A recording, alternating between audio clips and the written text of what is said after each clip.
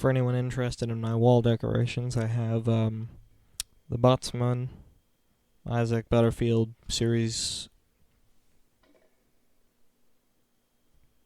I don't even know. I think it's series 14. That's also over there. Thing for my job. Shitty knockoff watch and a mic stand.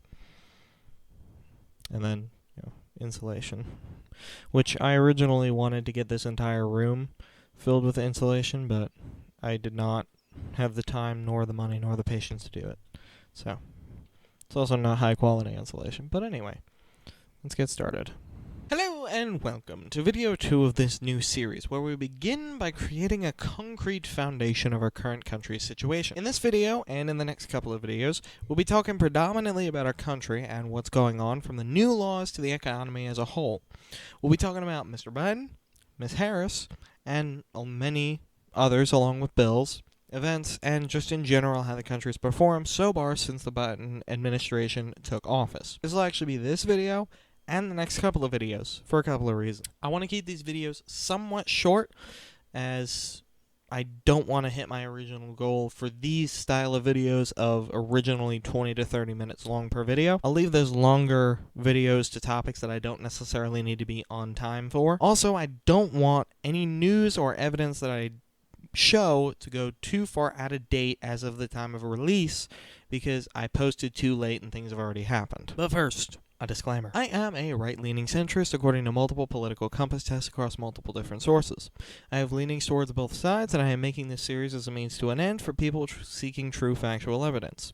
I cannot and will not say that I am totally unbiased, as every single source that you read, no matter how central or centrist they are, will have some bias.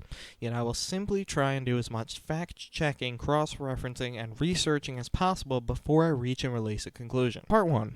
Roe v. Wade. Let's begin with introducing our first source video, and it's a doozy. Now, on a totally different note, let's bring in Virginia GOP Lieutenant Governor Winsome Sears. Lieutenant Governor, thank you so much for being here and for listening to our nonsense. This is a Fox News interview with Virginia GOP Lieutenant Governor Winsome Sears. Whew, what a title. This is an interview about the ongoing, at the time of filming, Roe v. Wade case in the Supreme Court. Let's have a listen. As we led into this far more important, significant segment here, considering the news of the day. I'm honestly not sure what he meant by that comment, considering the news of the day, as I did not watch the full news broadcast. However, far more important? I think there are more important things to focus on personally, but that's just me. There's a decision expected at the Supreme Court, maybe this week on Tuesday, on Roe v. Wade. At the time of filming this, June 19th, the day the interview was released, if this is already released by the time that you are watching this, oh well. And groups have been descending on Washington, D.C., not just outside the court, as you know, but at the homes of individual justices. This is ridiculous. There is absolutely no reason to go to the homes of these individuals to protest your narrative. That is unbelievable. Well, one group, Rise Up for Abortion Rights, made up of high schoolers, maybe even younger than that, many of which came from New York City, are now getting in front of Amy Coney Barrett's house. Here's a tweet with a video. First of all, high schoolers? Are you serious? I would love to know how many of these people are doing this of their own volition, or because of their parents forcing them to, or making them feel as if they don't, they'll be the sufferers. So let's have a look at this tweet. We aren't incubators. Youth procession delivered baby dolls to Amy Coney Barrett. We aren't protesting to change the minds of women-hating fascists. Okay, so are they calling the justices that are discussing this change fascists? I would assume so, unless they're calling the public fascists. Although, as previously mentioned, these are high schoolers, so I'm not really sure that they even know what a true fascist is. Also, just because some government wants to change the law to make something a state right or decision instead of a federal right or decision, that does not mean that they are a woman-hating fascist. Some might be, yes, but that's not why. What an unbelievable thing to call someone simply because you disagree with their decision.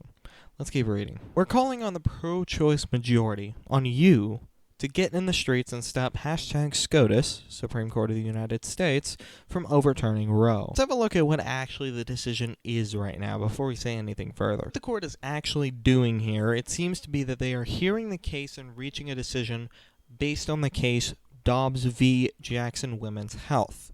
Based on my research, this is what it is. This case is basically asking the Supreme Court to uphold the ban on most abortions in Mississippi after 15 weeks. This keyword most is pretty important here. So what abortions exactly are illegal under this ban? Well, as it turns out, none of them until after 15 weeks. Personally, and this is my opinion, for the internet goers out there that seek to destroy anyone who disagrees with the narrative, if you get pregnant by any means and you haven't decided or tried by 15 weeks to get an abortion, you probably shouldn't be getting one. But because this law originally contested with Roe v Wade, amongst others, in the first place, it was actually never put into effect, and it was dropped only until recently. The law originally was enacted in 2018, and it would have banned all abortions outside of, quote, medical emergencies or a, quote, severe fetal abnormality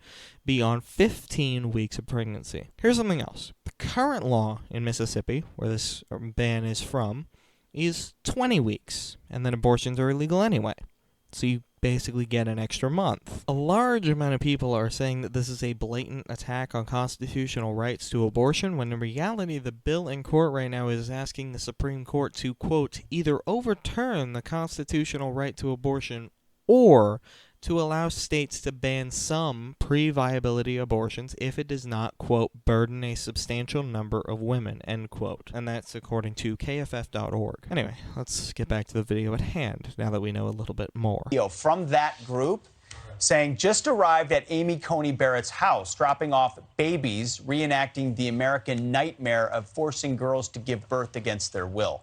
Headed to the Supreme Court, meet us there. I just have to say, how disgraceful to go to a person's house whom you disagree with, drop off presumably covered in fake blood baby dolls, and prance around yourself also covered in fake blood to support your narrative. How would you, on the other side of the spectrum, react if you had seen that and your family also had to see that, just because you said or did something that other people didn't like? Also, forcing girls to give birth against their will? If you genuinely think that somebody will, if they really want an abortion, just sit at home and say, well, they banned it, guess there's nothing I can do, they won't. And you're wrong. Either they'll go to other states that do allow it, or they'll get it done in the back streets. Similarly to how criminals get weapons no matter what the laws are. Lieutenant Governor, there's images we may show. It's grotesque. It's over the top. It's young girls. It's babies. It's blood. And it's intimidation of a Supreme Court justice. What do you make of all of this? Over the top? Yes. Grotesque? No. It's fake blood, and it's random people walking like zombies with baby dolls held out in front of them. So now we hear Mrs. Sears speak for the first time. Let's take a listen. This is our future. I just, first of all, before I go any further, want to say Happy Father's Day to my father, who brought me to this great country so many, many years ago when I was 6 years old, and helped me to achieve the American dream. And then Happy Father's Day to my husband, who's given me our children and who has to put up with so much. And Happy Father's Day to all of you. But imagine that. I have no words. I have no words when I see these grotesque images that these young girls are carrying. And I wonder, what country am I living in? And what is the mindset? What is the mindset that would cause this to happen? And where are their parents? And then I think to myself, it must be that their parents feel the same and think the same as they do. And don't they realize the irony of this? The reason why you are here is because at some point your mother was pro-choice. And that's why you, my dears, are here. Otherwise, you would not be. They don't see that. I'm telling you, our country is confused and it's grotesque. She says a lot there, so let's go back and look at it all in parts. She says, I have no words, and I sort of agree. There are, as she says, young girls doing this. She also asks, quote, what is the mindset? I believe she's referring to the protesters here, and I have to agree. This is not fixing the problem. Going around carrying fake babies and covering yourself in whatever reason green handprints and fake blood is the same thing as a vegan protesting the farming industry by throwing dead chickens at supermarket attendees. This simply isn't going to change anything. She then brings up these people's parents, asking specifically, where are they? And this is a pretty good question. I mean, how many of you as kids were allowed to just go out and have a protest whenever you'd like? I'd bet probably not many. She does bring up the idea that their parents were at one point pro-choice and that's why they're here. I don't personally understand this or agree with it because pro-choice and pro-life would both result in these kids being here, but I do agree that their parents are most likely a substantial reason as to why this is even happening. Yeah, Governor, I look at these images and I see confusion, just as you do in them. First of all, they're carrying these babies, which is a reminder of what exactly we're talking about here. But also we talked about valuing fatherhood, but also valuing what we are as women. I mean, a lot of these girls were carrying signs that said, basically, I will not be forced to be an incubator. That's what they say about their gift, their life-giving gift as women and what they think of themselves. Thoughts on that? Before we get back to Winsome here, I do want to interject and agree on some of the points here. Yes, we absolutely do need to value fatherhood way more, and it's ridiculous that we don't. I was just talking to my coworker today. He's got 3 days, not even, of paid leave for the birth of his child, and his wife got 6 weeks of paid leave. That's not even the worst part. He revealed to me that his friends in other countries, such as Canada, get up to 6 months and then can opt into a full year of paid leave for both maternity leave and paternity leave. This is absolutely insane that we don't get this here. Also, the gift of childbirth can be a blessing and a curse, but Winston brings up a pretty good point here pretty soon. Let's watch. Well, here we go. Let's do the rundown. They say that men can have abortions, and that was until I saw one of their signs that said, if you don't have a uterus, you don't get to speak about anything. And so it's like, well, which one is it? What are we talking about? And then I'm not totally sure what she means by men can have abortions, but maybe vasectomies? I'm not totally sure. Also, they say if you don't have a uterus, blah, blah, blah. Well, what about the other trans women who were men, but they want to have surgery and get a uterus, or something like that, or were raped just the same? Isn't that the whole argument about raped women not wanting to have that child, which is even why adoption exists in the first place? That argument is sort of idiotic from them. We have where the schools have been part of this indoctrination, and that's why I say school choice now. The money must follow the child and not the brick building. Children belong to us. I gave a speech last night where I talked about one of my favorite programs, the Borg. And, the Borg says you will assimilate, the existence as you know it is over, and resistance is futile. They're talking about our children, and we're not having it. You can't take our children. Our children belong to us. We are their first teachers, and we need the tax money that you give up, that we give you, to give it back to us so that we can decide what schools our children should attend, so they don't have to listen to this kind of nonsense, so they don't appear on the streets doing this kind of ridiculous stuff where they need a good education so that they can have a hope and a future. That's what this is about. I did sort of lose her on the end there when she started talking about the money must follow the children, not the brick buildings, but after that I do agree with it. It is very true that we need a better education so that things like this don't constantly happen. A little later in the video they go on to talk about moral values, and I'll flash up the chart they showed now, but I feel as if this is a horrible thing if this is true. I do have to agree, though. Everything that made this country what it was is in question right now, and it is ridiculous. I'm going to move on now because they start talking about religion, and I am agnostic, so I don't really have any input on it. So, what's next on the chopping block? Part 2, the Biden gas prices. Next up, we have an oh-so-great argument about gas prices. again from Fox Business. White House Press Secretary Karine Jean-Pierre shooting down calls to increase domestic oil production and oil drilling as Biden continues to shift the blame for sky-high gasoline prices onto oil companies. Fox News' Peter Doocy pressed the White House Press Secretary on the president's energy policy yesterday. Watch. So yet again, we have a government that is allegedly not allowing people to think that the U.S. needs to produce more oil like we know we can. Honestly, I wouldn't believe that if it wasn't Biden's administration doing it. After all, he is the man that said this. It's the same man who claims to be a ballistics expert, an automotive master technician, and an economist, wants to rid the country of combustion engines, even though countries like Germany, Italy, France, Britain, and more haven't done that and yet have lower pollution ratings. Germany is home to the second largest car maker in the world, Volkswagen, and yet exceeds America in the following categories: air quality, drinking water quality and availability, garbage disposal, overall cleanliness, quietness, water quality, comfortability, and more. But yes, Biden, I will totally believe you that you know a single thing about the gasoline and drilling industry.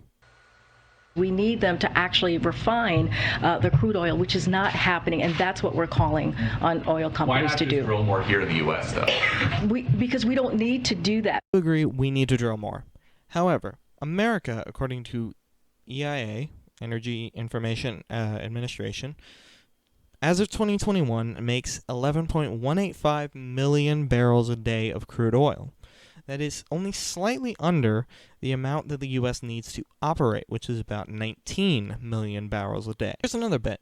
Quote, of the 7.86 million barrels a day the U.S. imported in 2020, the majority of it came from its North American neighbors, Canada with 4.13 million barrels, or 52%, and Mexico with 750,000 barrels, 9.6%.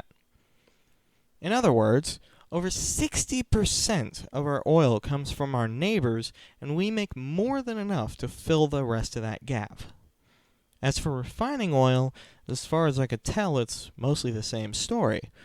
But let's jump ahead to keep time short. I would like to get this video out before too much new news comes out. The broadcast also mentions that Exxon fired back at Biden's administration with this claim. ExxonMobil has been investing more than any other company to develop U.S. oil and gas supplies. The government can promote investment through clear and consistent policy that supports U.S. resource development. I think basically what they're saying there is, we make enough, we invest more than enough, it's you, Mr. President, and your administration blocking us from being able to do the things that you continuously spout to the public that we should be doing. Which is true.